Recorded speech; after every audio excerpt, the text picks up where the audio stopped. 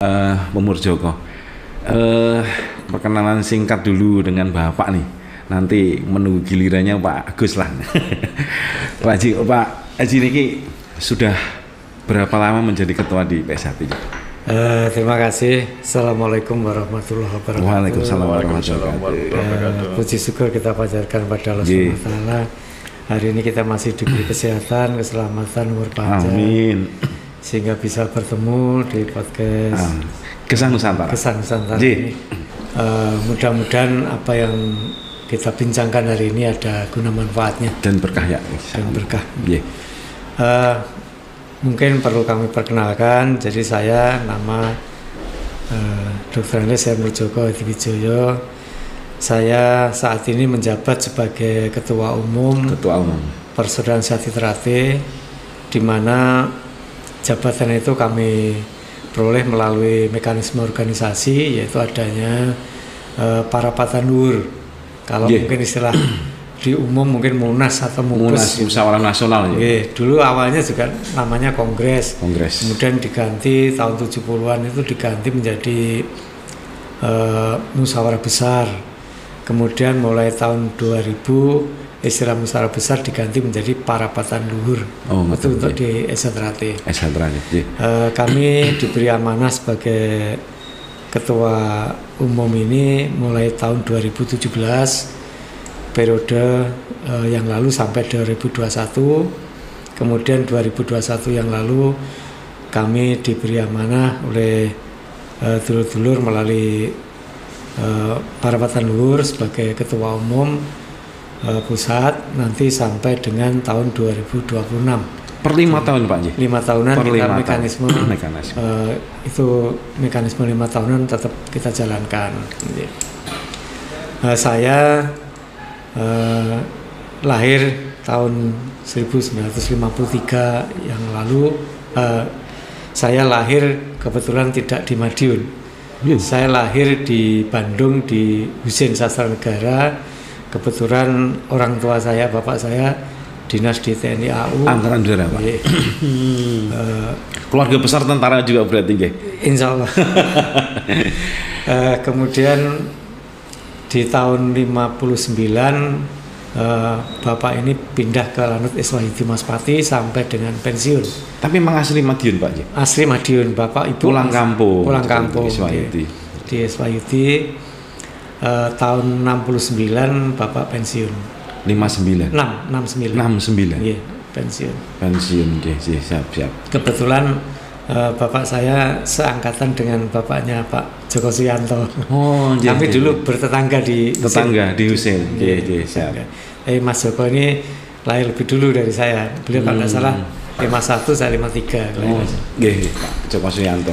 Kemudian saya belajar di Trate ini sejak lulus dari SMP.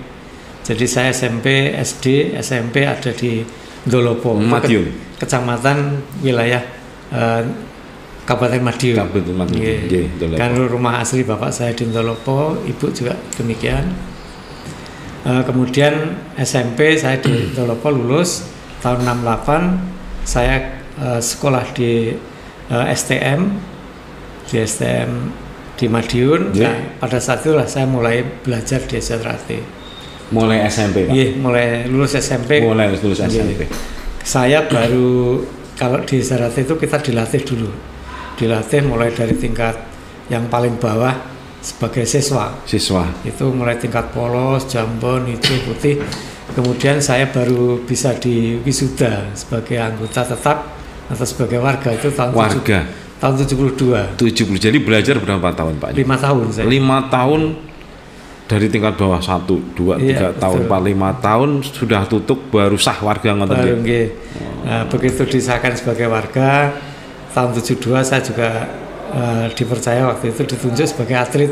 Dulu tanding adu bebas. Jagoan Pak itu zaman muda-muda pengalaman itu. Dulu. Kemudian melatih di Madiun, buka tempat-tempat latihan di wilayah Madiun. Kemudian tahun 74 saya berangkat ke Surabaya, itu melatih di Surabaya sambil kuliah sambil kerja. Kemudian tahun 77 kembali lagi ke Madiun. 77. Iya, diangkat pegawai negeri di Madiun. Nggih, siap. Itu. Jadi di SRT ini ada mekanisme pergantian kepengurusan itu setiap 5 tahun sekali. 5 tahun sekali di pusat. melalui pawiyatan apa niku? Parapatan Dhuwur. Parapatan Dhuwur. Iya. Jadi saya di SRT ini menjadi pengurus tidak apa istilahnya tidak tahu-tahu jadi ketua umum, betul. Merintis dari bawah. Jadi saya merintis dari bawah dari dulu tahun 72 di samping jadi atlet saya jadi pelatih juga di pengurusan mulai dari pembantu umum dulu. Tapi kalau untuk pemilihan ketua umum niku sama mencalonkan juga atau ditunjuk oleh beberapa perwakilan, Pak? Jadi kalau penunjukan ketua umum itu melalui satu mekanisme, yaitu dalam Parapatan Dhuwur itu ada pemilihan atau penunjukan ini apa tim formatur. Nah, melalui tim formatur ini, nah tim formatur ini mendapatkan istilahnya usulan ya, dari cabang-cabang yang hadir sebagai peserta. Alhamdulillah saat ini SRT ini punya cabang di Indonesia yang terakhir tercatat 359. Seluruh Indonesia. Seluruh Indonesia itu di tiap kota kabupaten. Tiap kota kabupaten tercover semua nih Bu SRT. Tapi belum semuanya. Karena kota kabupaten di Indonesia itu jumlahnya saat ini kalau tidak salah ada 514, kita baru punya 359. 2/3 sudah ada, Pak. Alhamdulillah. Tapi provinsi semua sudah ada. Provinsi sudah ada semuanya. Hanya ada provinsi yang sudah hampir semua kota kabupaten ada, tapi ada yang belum. Kemudian di luar negeri kami baru punya cabang khusus luar negeri itu baru 29. Eropa, Amerika ada, mulai dari Timor Leste, kemudian di Malaysia, di Singapura, Taiwan, Korea, Hong Kong, di Jepang, di Arab Saudi, kemudian ada di Belgia ada, kemudian di dulu di Moskow ada juga. 5 benua adalah semua, Pak ya? 5 Insya Allah, iya. Itu pelatihnya di sana dari orang luar sana, lokal bule-bule di sana atau dari kita itu? Awalnya dari Indonesia. Jadi dari mereka Indonesia. Yang ada yang karena kuliah di luar negeri, bekerja di luar negeri, ada yang menjadi tenaga kerja di luar negeri. Betul. Nah ini yang mereka mengembangkan di sana. Sudah punya bekal di sini, SRT, kemudian melatih di sana. Ternyata juga peminat di seluruh dunia pun ada peminatnya dan juga memang awet lah di sana itu. Alhamdulillah budaya Indonesia bisa disenangi oleh dunia internasional. Dan di samping itu kita insan pencaksilat. Perguruan pencaksilat yang ada di tanah ini diberikan tugas dari PBFC. Harapannya pencaksilat itu nantinya bisa masuk di kejuaraan internasional. Kalau saat ini baru masuk di SEA Games dan Asian Games, tapi untuk Olimpiade belum. Kalau ketua IPSI sekarang kan masih Pak Prabowo. Pak Prabowo. Ya, kebetulan saya kemarin di Munas IPSI juga diberi tugas, diberi amanah melalui Munas IPSI sebagai Ketua Dewan Pertimbangan PBFC, mendampingi beliau Pak Prabowo ini. Jadi kami diberi tugas untuk mengembangkan pencaksilat di luar negeri. Harapannya pada saatnya nanti pencaksilat bisa masuk di Olimpiade. Harapan kita semuanya.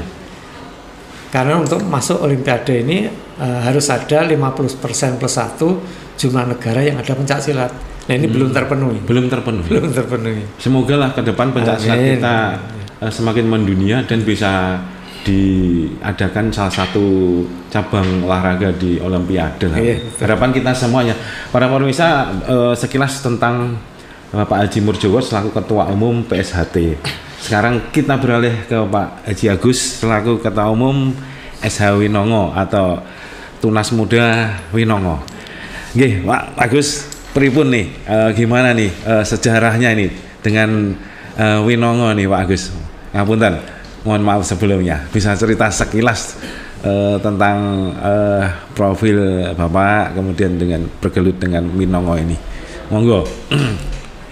Assalamualaikum warahmatullahi wabarakatuh. Waalaikumsalam. Bapak Kasrem, matur suwun. Pak Murjogo dan pemirsa semua. Pertama-tama marilah kita memanjatkan rasa puja dan puji syukur kita kehadirat Allah Subhanahu wa taala. Berkat limpahan taufik, hidayah, karunia-Nya sehingga pada hari ini kita dapat berbincang-bincang. Alhamdulillah. Dalam keadaan sehat walafiat. Amin. Dan tak lupa pula sholawat serta salam senantiasa tercurahkan kepada junjungan kita Nabi Agung Muhammad SAW. Dan yang akan kita nantikan syafaatnya pada yaumul kiamat nanti. Amin ya rabbal alamin. Ini begini Bapak, mengenai kepribadian saya ya. Siap. Nama saya lengkap HR Agus Wiono Santoso Esos. HR nomor ini Pak? Haji Raden. Haji Raden. Sama dengan Pak Murti. Masih keturunan tingkat semuanya ini nggih. Saya dilahirkan di Madiun. Asli Madiun Pak. Asli Madiun, tanggal 23 Desember tahun 1962. Ya, betapa ini saya masih muda, baru berusia 60 tahun. 60 tahun. Masih muda Pak ya? Masih muda, insya Allah. Amin. Nah, saya masuk Persaudaraan Setiati Winongo di Kecer pada tahun 1978. 78. Ya.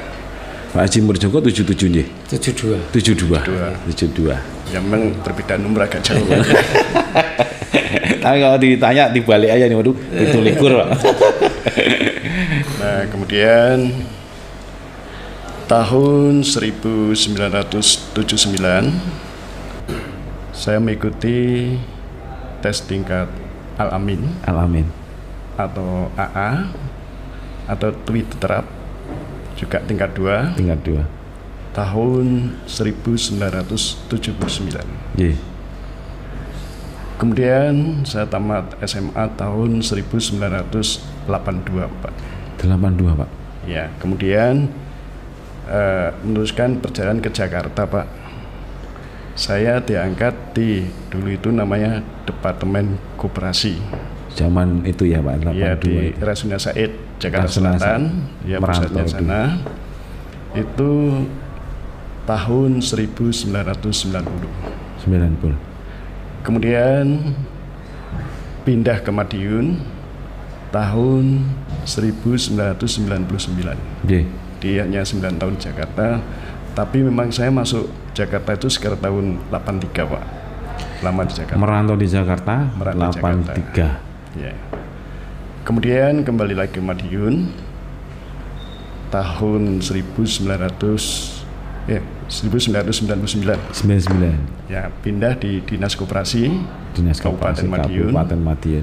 Kemudian tahun 2004 dipindah ke Badan Kesatuan Bangsa di Pakesbang Poldagri hingga sampai pensiun tahun 2001. Nah, tapi sebelumnya saya ngambil MPP Pak. Oh. Ya. Berarti pensiun umur 58.